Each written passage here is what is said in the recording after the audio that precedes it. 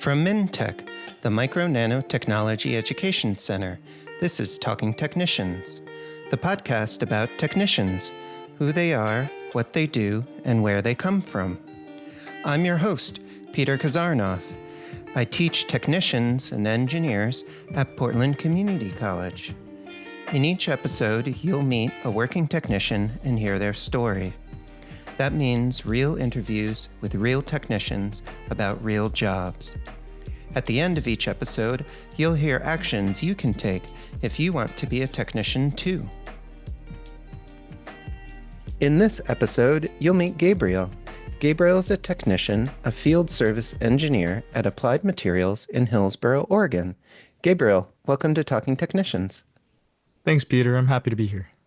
I'm really glad to talk with you today, Gabriel, both about what you've done at Applied Materials and also how you got there, what your education background is. But before we get into that, tell me a little bit about yourself. Applied Materials is in Hillsboro. That's one of its locations outside Portland.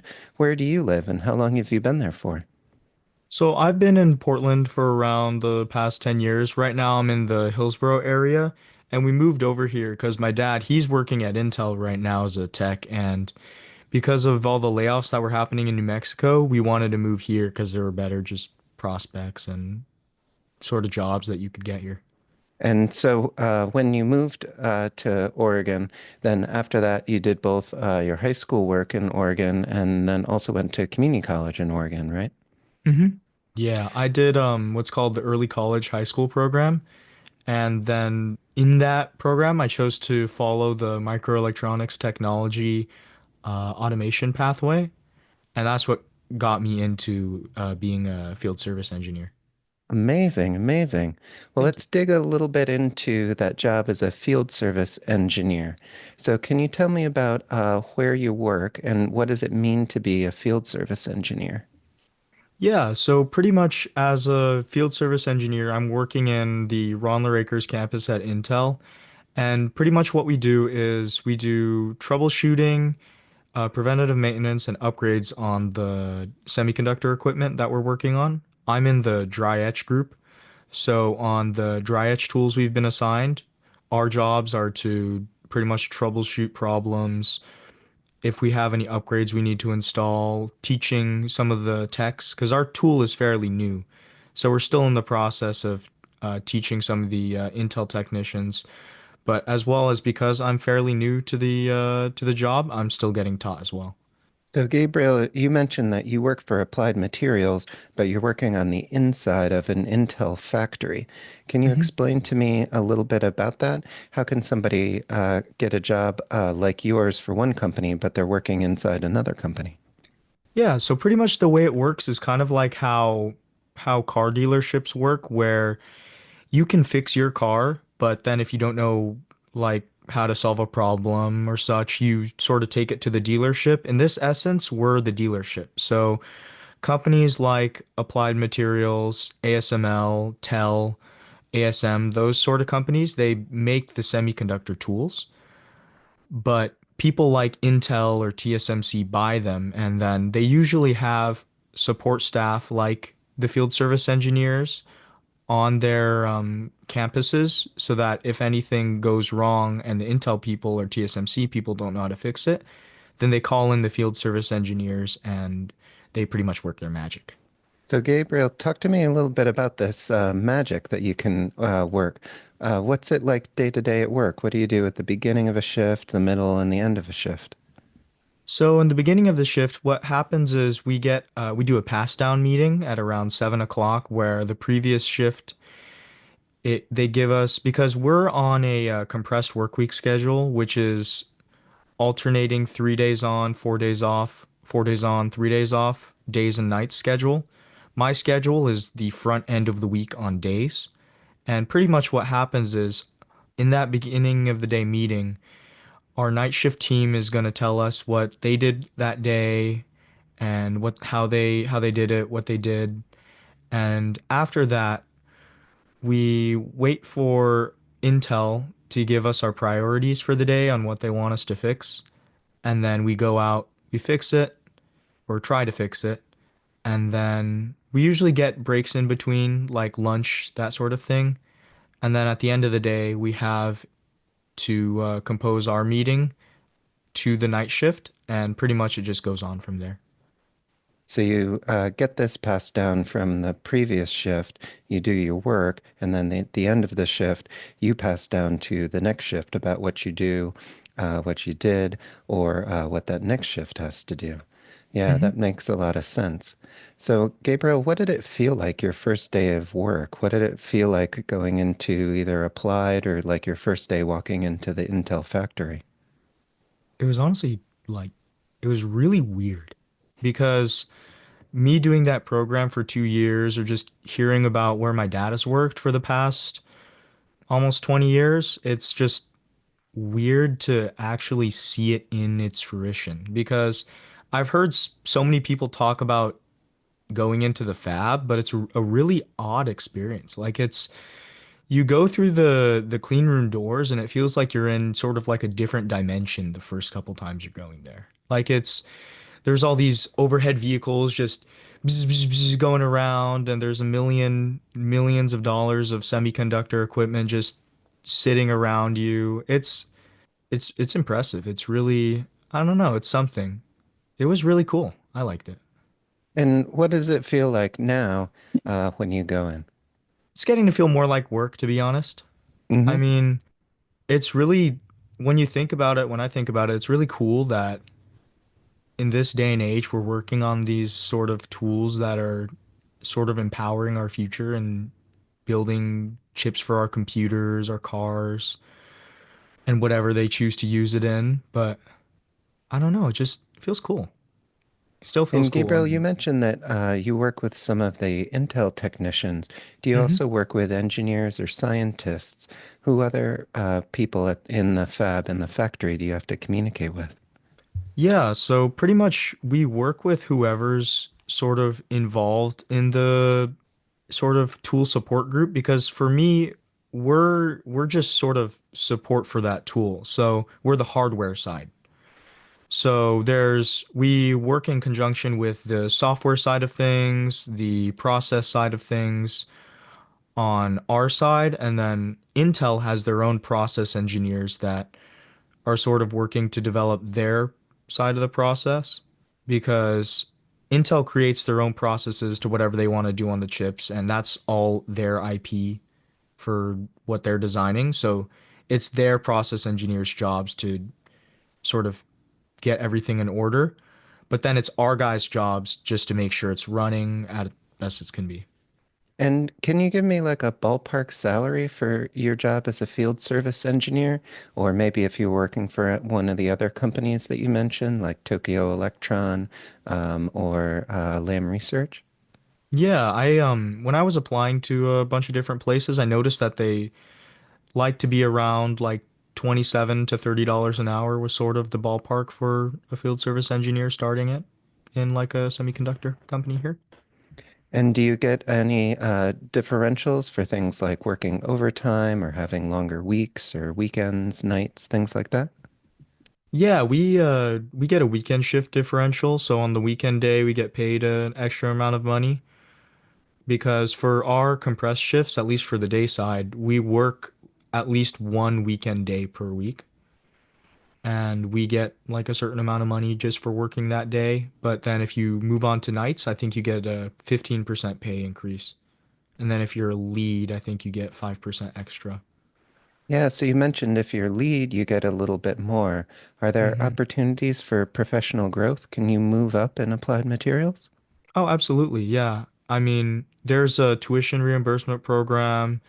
So that pretty much supports that if you want to grow professionally through education, you can choose to apply to a certain amount of classes that adds up to whatever the tuition reimbursement value is. And as long as it's something that's related to a job at Applied, then they'll support that. And you can pretty much just take those classes in conjunction with your normal work. Oh, that sounds pretty cool. Yeah. So also, in addition to salary, do you have things like health benefits or hmm retirement that you can take advantage of as a field service engineer? Yeah, we have We have health benefits, vision, dental. We have this cool program where it's lifestyle support. So a certain amount of money you can spend on like gym equipment, gym memberships, running shoes, that sort of thing. I think that's pretty cool.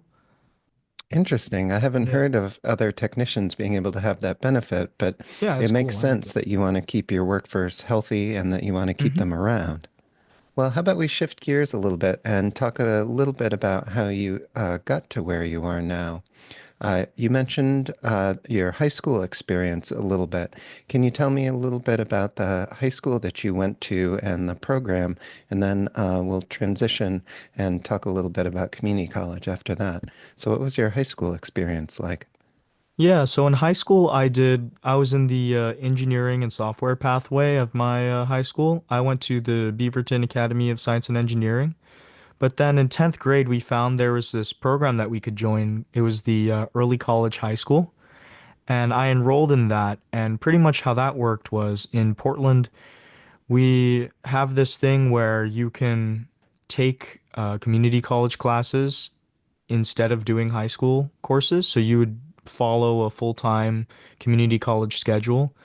And through that, I was recommended by my dad and his coworkers to take the microelectronics pathway because that's what they did to becoming like techs and field service engineers. So what I did was I followed that pathway in the automation route because I wanted to keep my options open in terms of if I ever wanted to move to like software engineering. So I did that, and then after I finished that program, I applied for a job at Applied Materials, and that was one of the spots that they accepted me into. Interesting, interesting. So, you sort of finished your 2 year community college technician degree at the point of when a lot of people were graduating from high school. Is that right? Hmm. Yeah. Wow. And then right after that, when other people may have been going to community college or going to college, you were able to start a full-time job and make 27 or more dollars an hour. That's pretty amazing. Thanks. Yeah, no, I'm honestly really happy to be here. I feel amazing about it. Feels good to be starting my life early. And you mentioned that Applied Materials has some support for you to take classes, some like tuition reimbursement. Do you remember when you were going to that Beaverton High School and taking the community college classes, did you have to pay tuition as part of that? No, actually, I for anyone exiting 10th grade and going into 11th, I highly recommend them to do that early college program. There's two early college programs, at least in Oregon, in the northern part that I know of. There's one called Summit, and there's another one called ECHS, Early College High School, and I recommend both of them. I just feel like because from what I understand, you don't have to pay for any of the tuition amounts aside from just textbooks and that sort of thing. So I recommend fully to do it because at least the program I did, ECHS, we were able to take 16 credits of classes and it was all paid for by the district. So Interesting. yeah, That's it was amazing. really good. Yeah. Well, one thing I wanted to ask you before we sort of finish up today was also about working at Applied Materials as opposed to working at Intel. If there's Mm. some technician students that are working right now, how would you compare and contrast doing those two jobs? Because you directly work with some of those people at Intel. Hmm. So, what do you think are some like advantages and disadvantages of working with a supplier like Applied compared Hmm. to working in the main company like Intel? So the nice thing about being able to work at a supplier or a vendor is that you can move around a lot to a different site. So if you're working, like, let's say you're working at the Intel Ron Akers campus, there's a pretty high chance that as an Intel worker, you're going to be on that campus for as long as you want to, unless you switch into a different sort of position or want to move areas. Because at least when I was talking to my dad, he was pretty much saying that once you're in your position, then you're usually staying there, right? You don't have to worry about being moved a lot or anything in most groups. But because this is just one sort of account of it. I'm not saying this as a blanket statement because I've never worked for Intel, but at least at vendors, you're able to, there's a lot more opportunities for travel, I would say, because I'm on the sustaining side, so that means I'm able to just stay in Portland and I don't have to move around a lot. But you can choose to be on the install team and install tools in various fabs all throughout the world. So if you want to do that, there's much more opportunity for just going around to different places. So if you want to travel, I would say definitely be a vendor. One of those advantages is like the variety of Hmm. potential places that you can work in. Yeah. But that's not to say that working as a vendor will always make you travel. There is definitely travel. At least when I was training, they flew me out to an applied training site to do that training. But at least for working at most vendors, there is a sustaining side of the team that just stays at whatever customer site they're working at for whatever duration of their contract is. Yeah, so one thing I wanted to ask you about, Gabriel, was you mentioned that you did some training offsite with applied Hmm. materials. How do you Yeah. feel like your community college education in microelectronics prepared you for that, and how was that different than what you did at community college? I'm gonna be honest. I think community college did a really good job because it was pretty similar in sort of the way they got into it. Because in community college, what they did was we would take a lecture on how sort of the tool operates. Because in our classes in community college, we would work on these older, like 1980s semiconductor tools. And pretty much we would have to go through all of the different subsystems in it, learn how to troubleshoot, learn how to do certain preventative maintenance procedures and that sort of thing. And then after that, after we did that lecture aspect, which was like a couple hours per week, we would go into the class and we would actually do what work we learned on it. So like let's say we're learning about the pneumatic systems in the tool and our instructor is saying, "Hey, you guys are going to troubleshoot this, by the way." He's going to put an error in the tool, and what our job is that week is we're going to have to find it. Well, Gabriel, to sort of finish up today, I'd like to know what advice would you give current students or people that want to transition their careers and work in the semiconductor industry as a technician? What would you say to somebody at your high school in Beaverton or somebody who's thinking about transitioning careers and doing something new? I would definitely say, at least if you're in the Portland area, take the microelectronics program.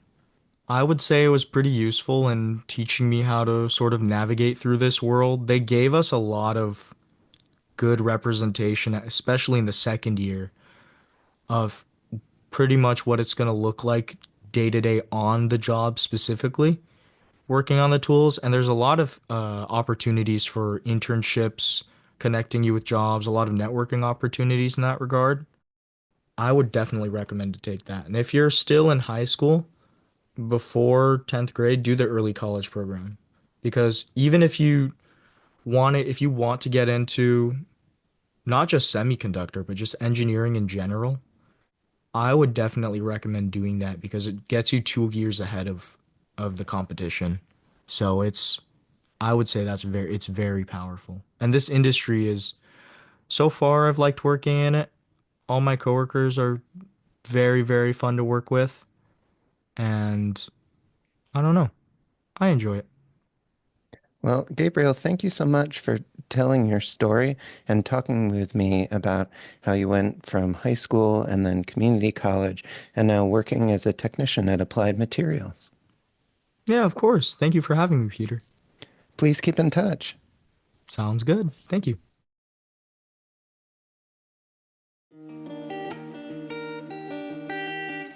Talking Technicians is produced by MNTech, the Micro Nano Technology Education Center, through financial support from the National Science Foundation's Advanced Technological Education Grant Program. Opinions expressed on this podcast do not necessarily represent those of the National Science Foundation. Join the conversation. If you are a working technician or know someone who is, reach out to us at info@talkingtechnicians.org. We're always looking out for great guests to share more stories with you.